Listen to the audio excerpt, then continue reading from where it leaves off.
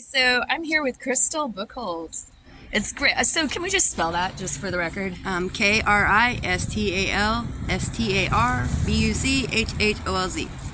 Crystal Star? That's beautiful. So we found out we're both Year of the Snake, 1977. We're quite a dynamic year. We're both taking our snake status. But we got a Gemini Leo combo package here, which Gemini and Leo, we love each other so much. And you're brilliant. So do you want to tell us about surviving hypothermia in Astoria, Oregon with the inadequate shelter system? Well, I arrived here because I'm a bear fire survivor out of California, 2020 Bear Fire North Complex. I've been homeless ever since the fire, which technically put me back here due to the winter storms last year that flooded our rebuild.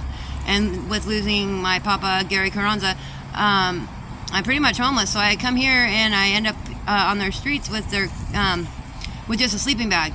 And they have rules where you can put your tent up, but I didn't have a tent. So, I have to move all my bags and my sleeping bag and every morning in the rain. And so I move in. The whole thing is I end up getting harassed by the cops because every morning, move your stuff, move your stuff, move your stuff, move your stuff, move your stuff. And I appreciate the free camping at night, but it's been really hard to reestablish any consistency or any stability to be able to have my grandkids in my life living out here like this. But I finally got into the Columbia, and the Columbia Inn is my lifesaver right now. I also was at Helping Hands in Seaside to make they're trying to get everybody that's really high in Seaside at like Mill Pond and stuff to do a program so that they can get to the STEP program at Helping Hands or go to the Columbia for a room. Well, when I get to Helping Hands, it's pretty cool, but then this girl shows up and she's high and messed up and coughing all over me, and I come from some pretty serious stuff in California and Berry Creek that I'm working on, and I can't afford to get sick, so they want me to move my bunk. Now, I've been sober almost probably 70-something days off of meth and heroin. I didn't do heroin, but you know what people say. Anyways, I don't know. I've been sober anyways, and so they want me to move my bunk for this girl because she's coughing on me, and I'm like, I can't, can't you just move her somewhere? And they said, no, move your bunk. So I moved my bunk, and I'm just like, I shouldn't have to move my bunk. So I go back to my bunk, and she just continues to be all high and coughing all over me. So I'm just like, what the hell? And she jumps up and starts flailing at me, and so I pull my gear out because the only thing I control in the situation is myself because she wants to fight me. And so I pull my whole bunk out back into the storm that I didn't know. I mean, it had already started getting icy, but I'm from Idaho, so we sneeze more ice and snow than that, and it was going to be no trip because I didn't see quantity of snow. And I get out there and they let me leave. They have me leave. And they have a warming shelter open that night that they totally could have took that girl to, which is the Armory, which they didn't. So I end up out in the snow and ice, and I knock on their door to come back in. They tell me not till 7 a.m. Now I'm outside with all my gear in that storm, and I find an igloo cooler. And thanks to the styrofoam cooler and its lid and its box part, I was able to stay warm all night and survive that first night of that storm. Surrounded by my clothes, my umbrella, I pretty much made a little igloo out of all my belongings. And that night, I'm pretty sure, I was close to death and maybe had to make a couple bargains to get back.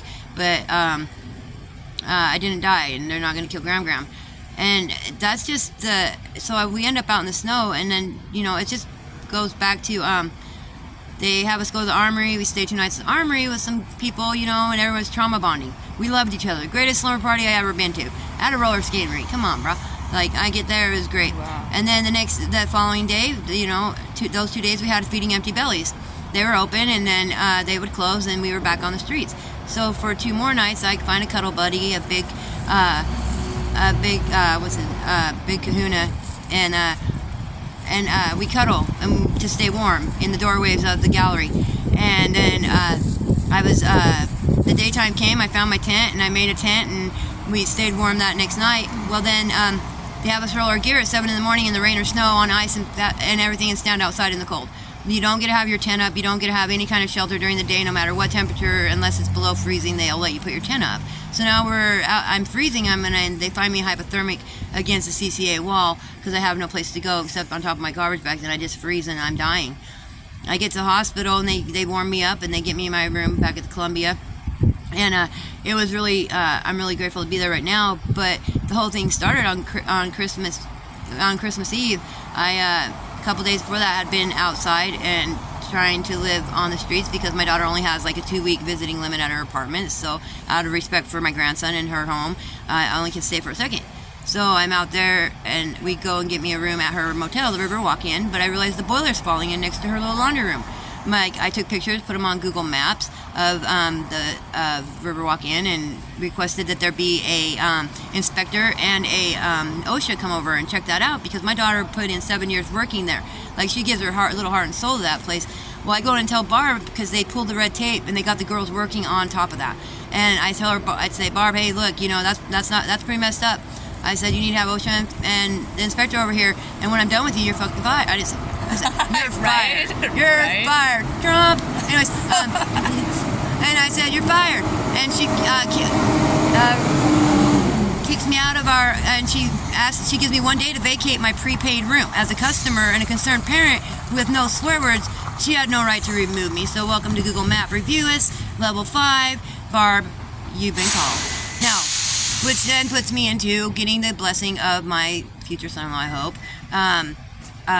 Dante Garner from over in Seth Caboose or whatever. He gets me a room at the Lloyd. Beautiful. I was like Pretty Woman all over that stuff, doing my Navy SEAL training with a tuck and roll and stab, and doing my little ballets in the pool. And it was a beautiful week, but that week came to an end, which put me on the pirate ship. Now, there's a graveyard here for the pirate ships, and poor little Popeye's ship was really sad.